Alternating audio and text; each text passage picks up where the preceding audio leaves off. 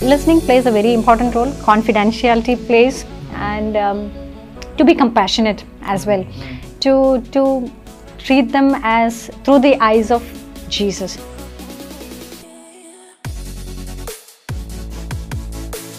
Welcome to New Life AG podcast. Thank you for joining us. Today we have a special guest among us. It's so nice to have you, Sister Julie. Most of us know you as the able wife of our beloved Pastor Walson, and you do a good job at it, and that itself makes you a good counselor. But you have taken a course to be a certified counselor. Tell us a little bit about how you decided to do that. And yeah. Okay, thank you so much first of all for having me here. My journey as a counselor started quite some time now. When I got married, I was very happy that I'm done with my studies. Probably I don't have to do anything further academic wise, and just settle down, take care of the home, the family, the husband who is always traveling, maybe just support him in ministry. But he did not let me stay where I was. So he encouraged me to study further, not for anything else, but just to make me come out of my shell. So he pushed me to do, motivated me to do my master's in psychology. So I finished that, and then that's when our church, sometime later, our church started the GSOL program, and I enrolled myself in that. Once the course was done, we were supposed to have an exam, and we had an exit interview where we had to tell them what area you will be involved in. You know, once you do the theology, you just can't keep the certificate. So I realized I cannot be a person on the pulpit. I mean, behind the pulpit, on the stage, preaching to a crowd. So that was not my forte. So I said, I need to be involved some area where I'm not in front of a crowd. So I'm good talking to people, probably listening to them. So I said counseling was the best thing that I thought. And at that time, the pastors of our church were involved in counseling people. And when the church grew big, the need for counseling also grew big, as the congregation increased. And some of our believers, some of our senior leaders, they volunteered to do the counseling part. And I volunteered to do my, to involve in that area. So when I offered my role in that, I realized I need to do a proper training in counseling. It's professional, you can't just be a counselor like that. So I enrolled in person to person in Hyderabad, a 3-year program, which I'm yet to finish. I'm almost there. That's when the pandemic happened and the lockdown. So yeah, that's how I came into counseling and been involved in the church's, counseling department. Yeah. Wonderful. So when you say counseling, it's a very vast subject, and there are specializations you can pick up. What is your area of interest, or is there some area that you've been involved with that? Absolutely. Yeah. Counseling is a very vast subject. You have number of areas in Christian counseling itself. Several theories and approaches. That you can be involved in. So one of the areas that I am currently involved in is with people getting married, young couples getting married. So our church, have made that as a mandatory requirement for couples before they get married to have a premarital counseling. So I've been involved in that for the last couple of years now. And it's been a wonderful journey so far to see couples get married, have beautiful marriages. And the other one is to, in the last 1.5 years, we have seen a lot of people go through pain, loneliness, especially when they lose a loved one. Young ladies, losing their husbands, children losing their fathers, and that's one of the things that that has hit me as well. When you talk to people, how can you be a help in time of a crisis? So that I sometimes put myself in that situation and see how will I probably react when I am faced with such a situation. So it's very important to lend your help, walk alongside with people in crisis. So dealing with loss of a loved one is it's been a very crucial one. You just mentioned about dealing with the loss of a loved one, and this second wave has been very harsh on many people. Yes.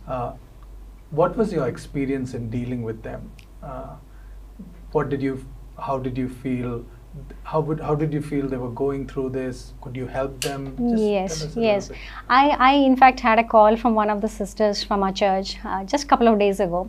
When she lost her husband, I tried to send some messages, call her, contact her, but I did not quite get an immediate response from her, and I knew she is not in a state of the right state of mind to even respond. So I left it there, and I said, sister, whenever you are comfortable, whenever you are out of your she's not going to be out of it pretty soon, but I said, whenever you want to call me, you want to talk to me, I am available, so call me. So just 2 days ago she sent me a message. She asked me for a time, and I set up a time, and it went for more than an hour, the conversation. So, and I gave myself completely for her call that day, kept myself free, and I realized you just can't give any comfort, words of comfort. And I told her, whatever I say now, it will not make any sense to you. And she kept talking, she kept crying, and why me, Lord, and why my children, and why COVID, and why my husband. They're all believers, but how do you kind of respond? There's no answer. And I tried to bring another example, the similar example, to her, and I realized whatever I bring, whosoever case I bring, it doesn't make any sense to her at that moment. For her, her pain is great. Pain that you go through is very different from what I go through. So in the end, I only assured her that her husband is in the presence of God, because he was a believer. All the family members, because he knew the Lord, that someday we have the hope that we will see him. And I prayed with her, and I left it there saying, anytime you want to call, I'm there, feel free to call and talk, and so that's how it is. It is difficult. Wow. Yeah. Okay, now let's get on to a lighter subject. You mentioned about premarital counseling. Yes. You have counseled a lot of to-be married couple and individuals. How important is that to get counseled before you actually tie the knot? Is that? It is very important. Okay. I'm sure you went through the premarital. True. So it is extremely important. It is extremely important because we will not, for example, I would probably want to ask you the same thing. You have a beautiful house, a villa. You would have done a lot of research and survey before you bought that place, bought that house. So how important was it to buy a house or a vehicle that you drive, that if you don't like sometime, probably you can change, buy another one and move into a different place or a different neighborhood. As temporary things like that, if we can be so particular, how much more important it is to for a life partner that you are choosing for a lifetime, to do a research, to do a thorough study.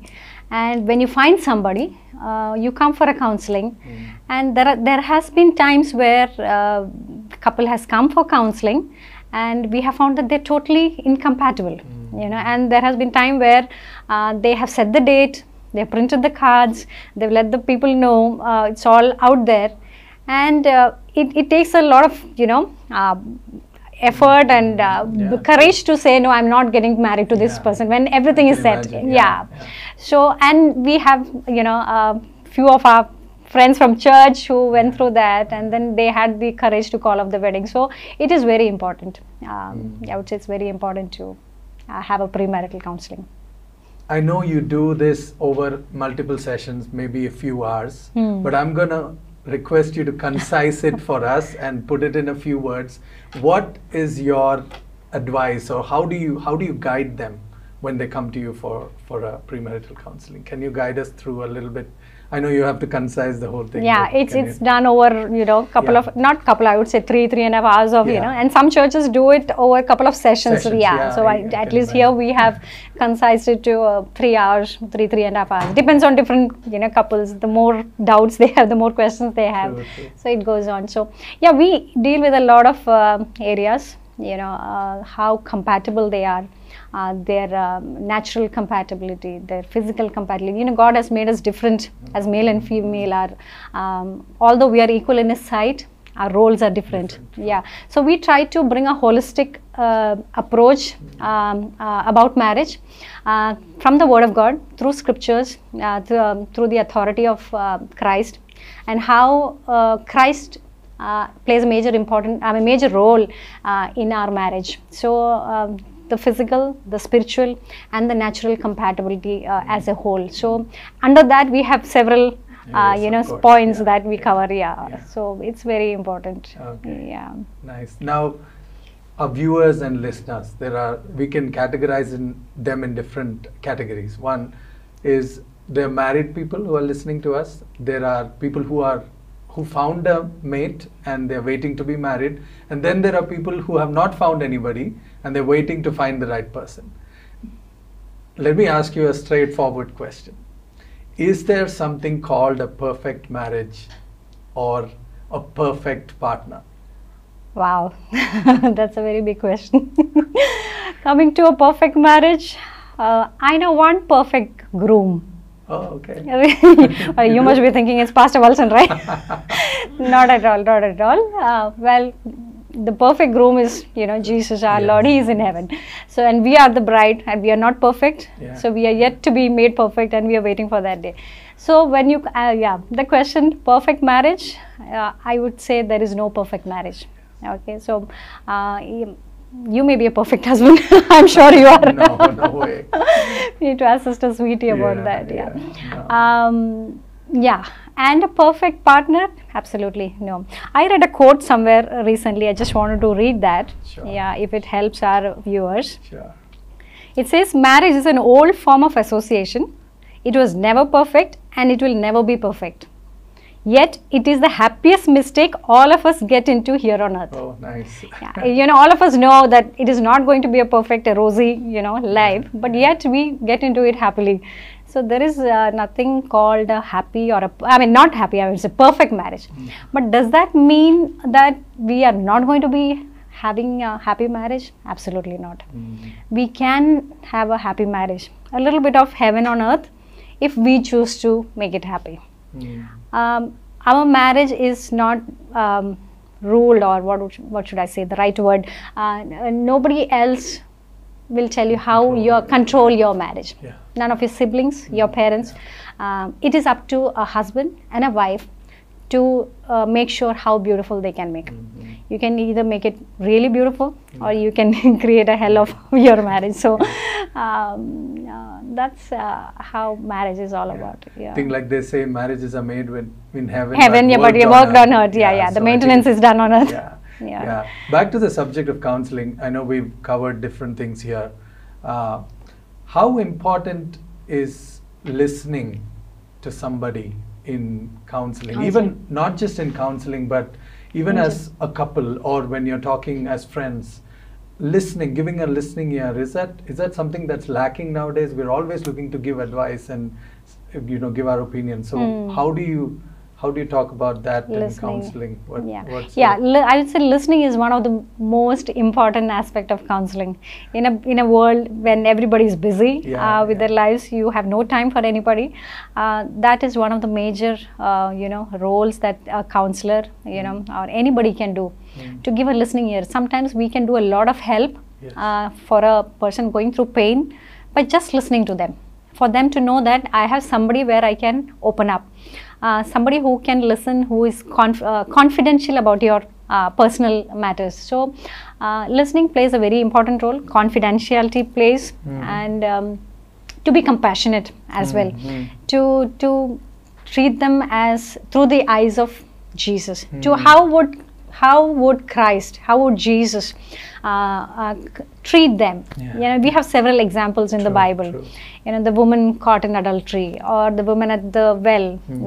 When people accused, or how would you treat them, or how would you address the issue? Not be critical about what they're going through, or not be judgmental. Just listening to them. I think without giving your views, much of your views. I think that is a very important aspect of counseling. Wow. Thank you so much for giving us your time, your valuable time. And there are a lot of aspects that you are good at. And we will be having you back again in the future. We're looking forward to have more conversations with you. But thank you so much for sharing with us. I hope this has been a blessing to all of you watching and listening. And I pray that you will be blessed.